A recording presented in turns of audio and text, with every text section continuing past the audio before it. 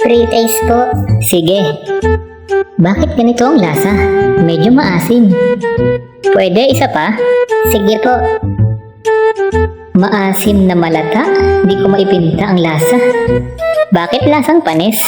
Kasi panis na po talaga yan. Kailangan po bumili kayo ng mga tinda kong refrigerator para hindi kayo napapanisan ng pagkain.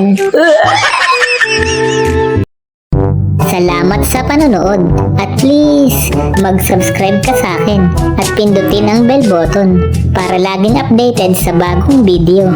Ito naman ang link para sa iba kong mga video.